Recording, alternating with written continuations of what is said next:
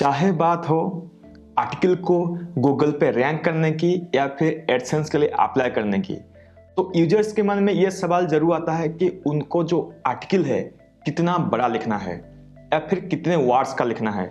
हर दिन ये सवाल आते रहते हैं, तो आज हम इसी के बारे में बात करने वाले हैं। हेलो दोस्तों, मैं हूं चंदन और आप देख रहे हैं हिंदी में जानकारी। तो चलिए शुरुआत से शुरू करते हैं।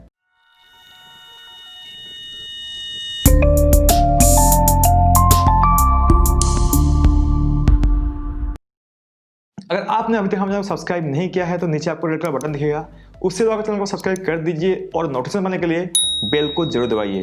तो चलिए वीडियो को आगे बढ़ाते हैं। आखिर वर्ड काउंट होता क्या है? एक डॉक्यूमेंट में जितने वर्ड्स आप देखोगे उसको उतना नंबर का हम आर्टिकल बोलते हैं। इसी तरह एक वेब पेज में हेडर, फुटर और साइडबार को छोड़ के जितना भी टेक्स्ट होता है उसको हम उसी वर्ड काउंट के अंदर गिनते हैं, तो उसी को कहा जाता है वर्ड काउंट। तो आपको कितने वर्ड्स का आर्टिकल लिखना चाहिए? एक सर्वे के हिसाब से जितने भी गूगल पे रैंक करते हैं टॉप 10 जो रिजल्ट्स हैं, जो डेस्कटॉप का हो वो लगभग 1400 से 1500 का वर्ड का है और मोबाइल के लिए 1000 से 1200 तक का है। तो आप इसको एवरेज पकड़ कर चल सकते हो, लेकिन ऐसा भी नहीं है कि आपको हर आर्टिकल 1000 या 1500 का लिखना है। तो आपको आर्टिकल कितने वर्ड्स का लिखना है? एक्चुअली ज़्यादातर लोग ये मानते हैं कि हम आर्टिकल को जितना लंबा लिखेंगे हम दूसरों से उतना जल्दी रैंक करेंगे। जो लंबा आर्टिकल होता है जल्दी रैंक करता है।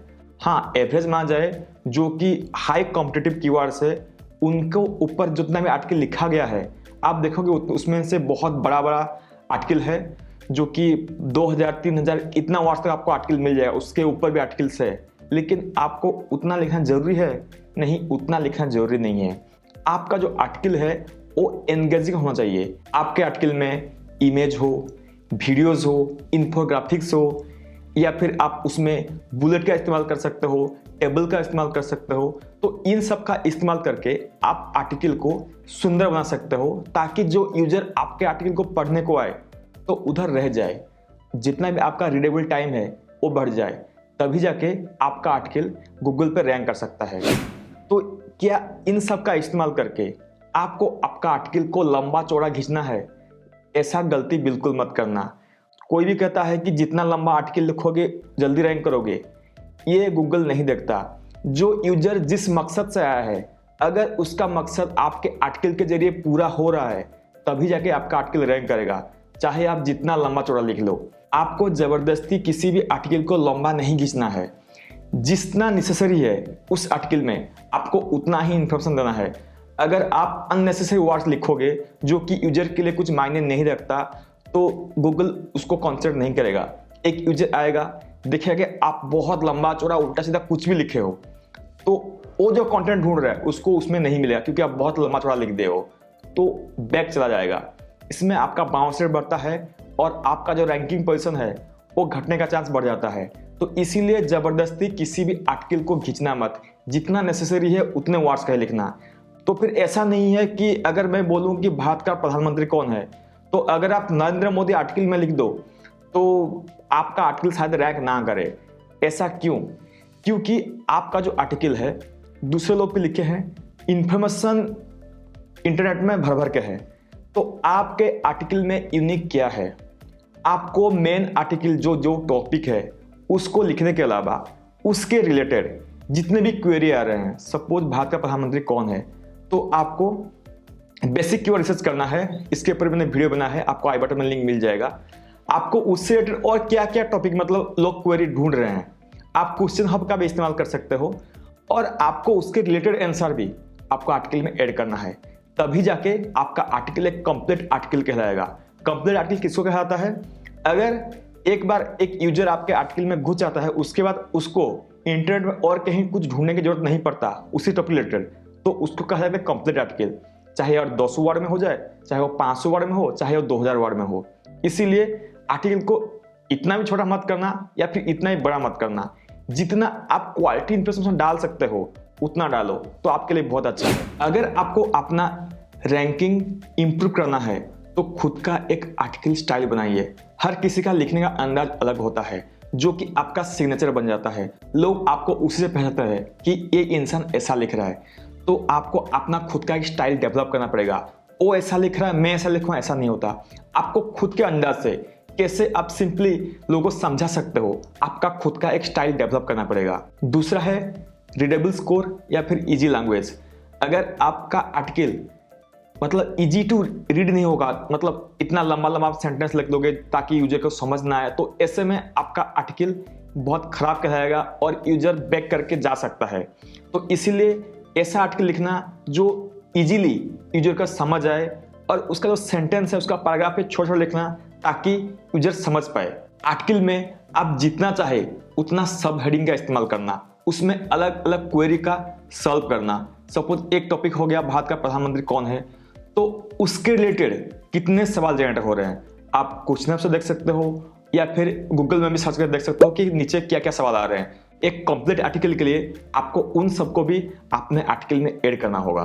दूसरे जो भी लिखे हैं आपको उनसे एक बेटर स्ट्रक्चर बनाना होगा, और यूजफुल रिसोर्स जैसे हो गया एक्सटर्नल लिंक या फिर इंफोग्राफिक्स हो गया, एक्सटर्नल कुछ वीडियो हो गया, जो कि जितना आप इंफॉर्मेशन लिखो उसमें कुछ एडिशन कर सके, तो ये सब वगैरह भी आपको अपने आर्टिकल में ऐड करना है ताकि आपका आर्टिकल कंप्लीट कहलाए। तो बात आता है कि आपका जो रैंकिंग है क्या वो परमानेंट है?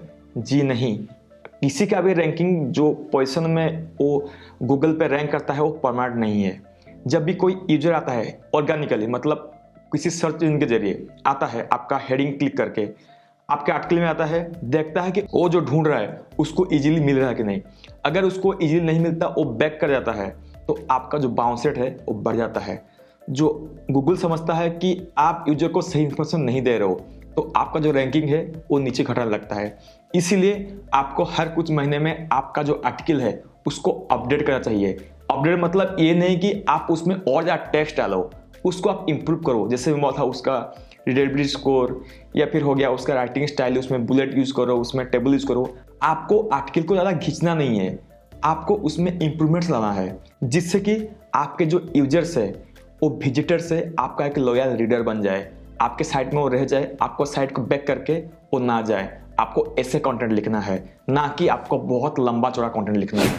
Content is the king, content ही राजा होता है। इसीलिए आप जितना अच्छा क्वालिटी कंटेंट लिखोगे, आपका साइट का इतना चांसेस बढ़ जाता है, आप गूगल पे रैंक कर सकते हो। आपका थोड़ा ऑथोरिटी अगर ज़्यादा है तो आप टॉप पोजीशन में भी आ सकते हो, लेकिन उसके लिए आपको अच्छा कंटेंट लिखना आना चाहिए। इसलिए आपको मेहनत करना होगा, आपको जो खुद का जो अपना में कंटेंट है उसको इम्प्रूव करना होगा, दूसरों से बेटर करना होगा, क्योंकि इन्फॉर्मेशन हर जगह है।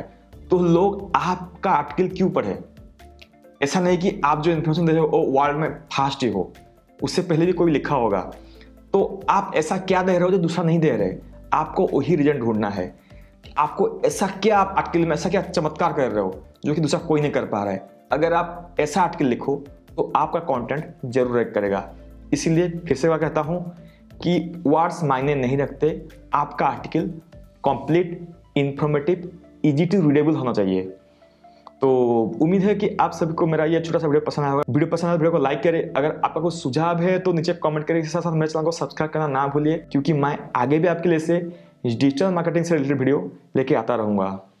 तो इस वीडियो में इतना ज़्यादा इन्फॉर्मेशन नहीं था, लेकिन बहुत ज़्यादा लोग पूछ रहे थे, इसलिए सोचा कि इसके ऊपर थोड़ा सा वीडियो बना लिया जाए। तो वीडियो पसंद आया तो एक लाइक करिएगा। तो मिलते हैं अगले इस वीडियो में, तब तक के लिए बाय बाय।